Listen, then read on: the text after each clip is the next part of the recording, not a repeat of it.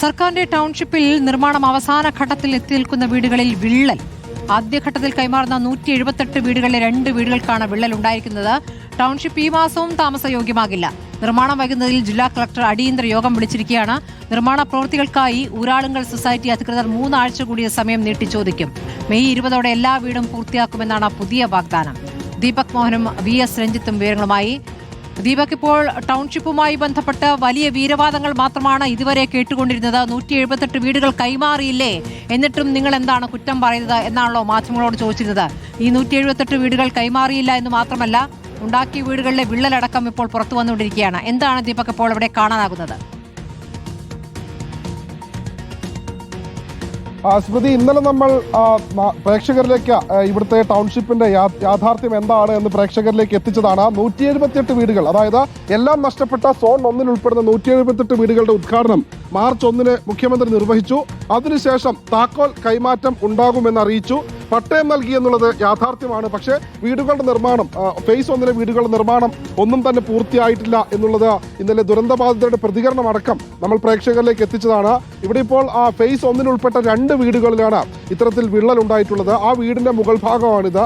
Face 1 ഒന്നാം ഫേസിലുള്ള 8-ാം number വീടിന്റെ മുകൾ ഭാഗത്തെ ടെറസിന്റെ വാർപ്പിന്റെ മുകൾ ഭാഗത്തെ ദൃശ്യമാണിപ്പോൾ പ്രേക്ഷകർ കാണുന്നത്. നേരത്തെ വിള്ളൽ ഉണ്ടായിരുന്നു. ആ വിള്ളൽ ഉണ്ടായിരുന്ന ഭാഗത്ത് കോൺക്രീറ്റിന്റെ ഗ്രൗട്ട് ഒഴിച്ച് അതിന് മുകളിൽ പ്ലാസ്റ്ററിംഗ് ചെയ്ത് ചുറ്റിനും സിമന്റ് കെട്ടി അതിനകത്ത് വെള്ളം നിറച്ചിരിക്കുന്ന ഒരു സാഹചര്യമായിരുന്നു.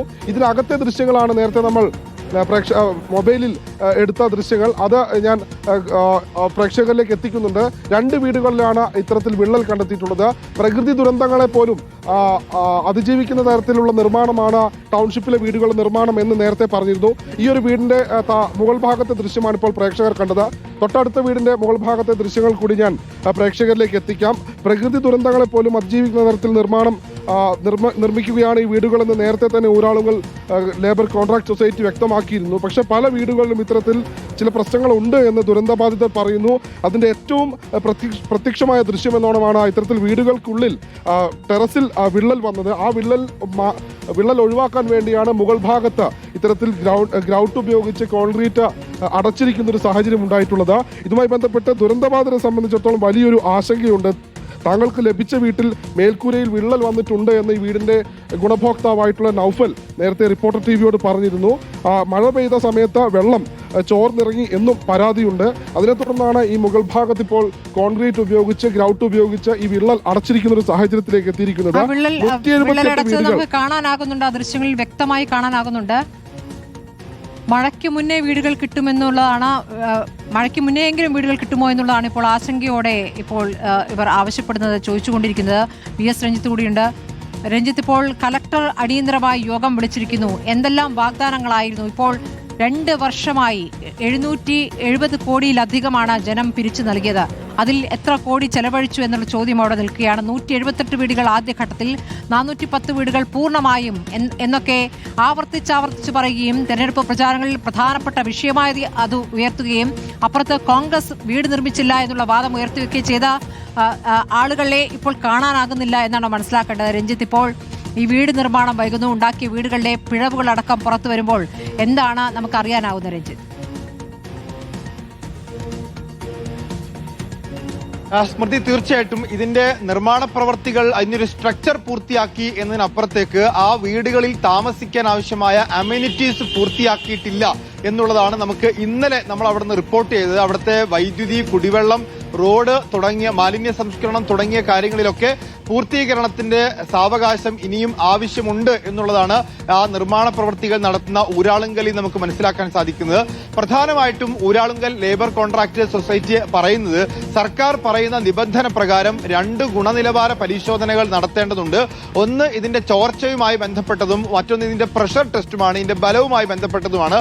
ഇപ്പോൾ ചോർച്ചയുമായി ബന്ധപ്പെട്ട പരിശോധന നടക്കുകയും ചിലയിടങ്ങളിൽ ചോർച്ച കണ്ടെത്തുകയും അത് ഡ്രൗട്ടിങ്ങിലൂടെ പരിഹരിച്ച് പൂർത്തിയാക്കേണ്ടതുണ്ട്. അതിനുശേഷം അതിന്റെ പ്രഷർ ടെസ്റ്റ് നടത്തേണ്ടതുണ്ട്, അതിന്റെ ഉറപ്പ് പരിശോധിക്കേണ്ടതുണ്ട്. ഈ പരിശോധന, ഗുണനിലവാര പരിശോധന ഉള്ളതുകൊണ്ടാണ് കാലതാമസം എന്നുള്ളൊരു വിശദീകരണമാണ് ഊരാളുങ്കൽ ലേബർ കോൺട്രാക്ട് സൊസൈറ്റി നൽകുന്നത്.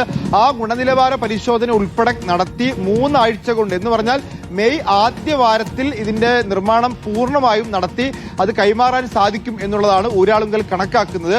ഇന്ന് ജില്ലാ കലക്ടർ വിളിച്ച യോഗത്തിൽ അത് പറയുകയും ആ ഒരു അവസാന തീയതിയായി മെയ് ആദ്യ വാരത്തിൽ ഒരു തീയതി, എനിക്ക് തോന്നുന്നു മെയ് 10-ാം തീയതിക്കകം അതിന്റെ നിർമ്മാണ പ്രവൃത്തികൾ പൂർത്തിയാക്കാൻ സാധിക്കും എന്നൊരു കണക്കുകൂട്ടലാണ് ഊരാളുങ്കൽ ഉള്ളത്.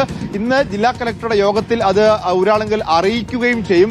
മാർച്ച് 1-ാം തീയതിയാണ് ഉദ്ഘാടനം നടത്തിയത്. അതിന്റെ പട്ടയം വിതരണം ചെയ്തു എന്നൊഴിച്ചാൽ ഈ താക്കോൽ ദാനം നടത്തിയ ആ വീടുകളിലേക്ക് കയറിക്കൂടാൻ സാധിക്കാത്തൊരവസ്ഥയുണ്ട്. നമുക്കറിയാം, നിയമസഭാ തെരഞ്ഞെടുപ്പിന്റെ കാലത്ത് സംസ്ഥാന സർക്കാർ ഏറ്റവും കൂടുതൽ LDF ഏറ്റവും കൂടുതൽ പ്രചരണം കൊടുത്തത് വയനാട് പുനരധിവാസം നടത്തി, മാതൃകാ ടൗൺഷിപ്പ് നടത്തി എന്നുള്ളതാണ്. അവിടുത്തെ നന്ദി അറിയിക്കാനായി ഇവിടെ നിന്ന് 13 പേരെ മുഖ്യമന്ത്രിയെ കാണാൻ വേണ്ടി ധർമ്മടത്തേക്ക് എത്തിക്കുകയും ചെയ്തതാണ്.